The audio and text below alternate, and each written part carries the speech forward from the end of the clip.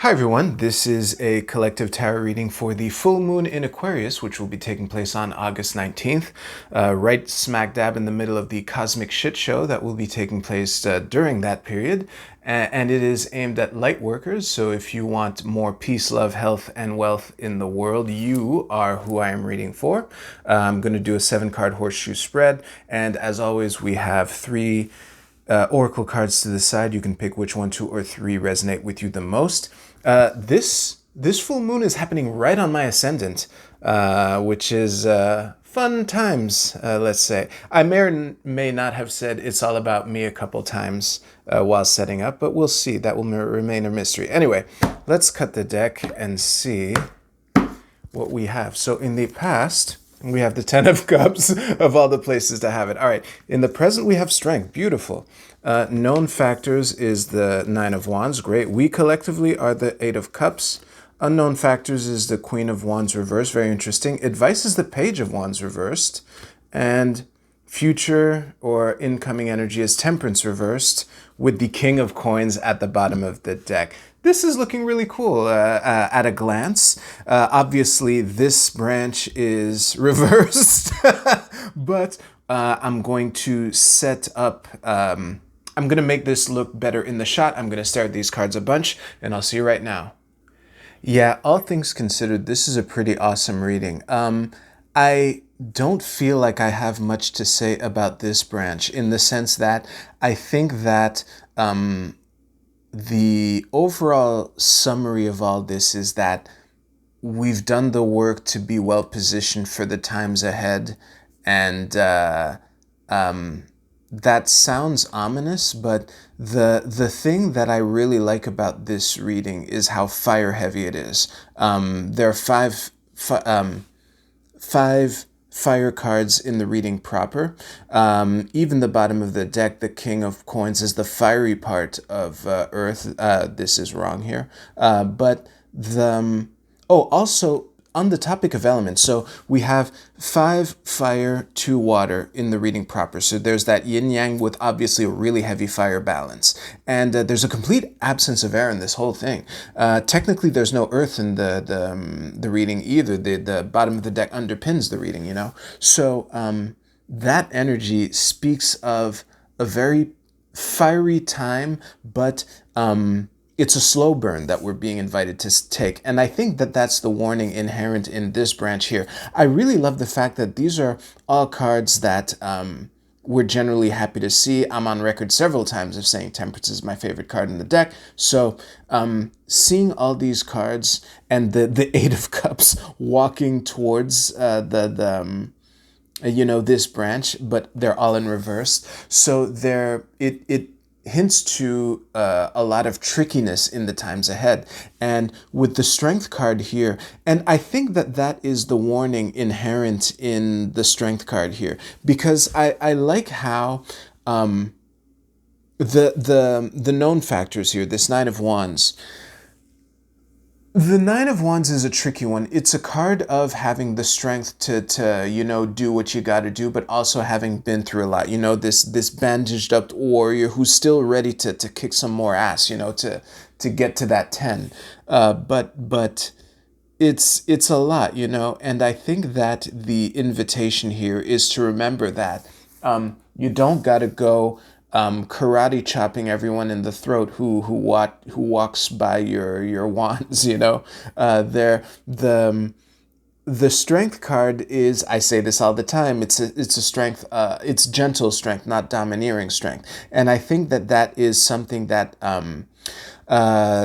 the people that this message is for might have lost touch of, which is, and that was, I was really confused by the Queen of Wands reverse where she is in the unknown factors here, because given everything here, why would bold confidence be, glitchy? And I think that the loss, the imbalance in this card would be like too much fire, hinted at by this bandaged up warrior dude here. So yeah, I think that, and it's also reinforced by the Page of Wands reverse. So the pages are, the novices, And there is a, you know, there's obviously that beginner mind balance, aspect here. But the thing that actually, I lost track of what I was gonna say because of something else that I noticed a while ago. So I'm just gonna drop what I was saying like a hot potato and just talk about these two things combined. What I love about these cards where they are and especially with the Eight of Cups guy walking up towards this branch, you know, this escalate. It's what a fucking branch this is. But anyway, the risks ahead. No, the dangers. How can I say this? Actually, I'm going to pause. Give me a second. The risk factors to consider when navigating the world, and especially during the cosmic shit show that this full moon is right in the middle of. Damn.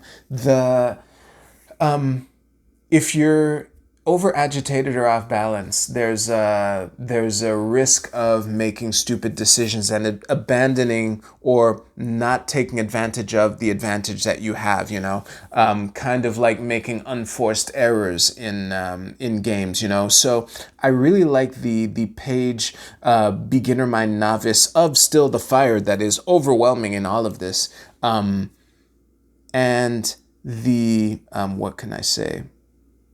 Oh yeah, and we have the two passive fire quartz, the earthy part and the watery part. I just realized that. Yet another allusion to the slow burn invitation that all of this is, you know.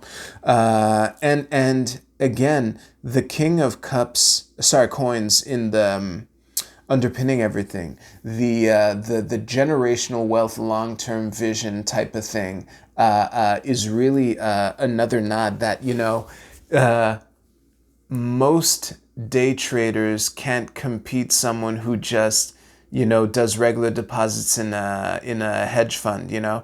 That's kind of the type of thing that is, you know, instead of day trading.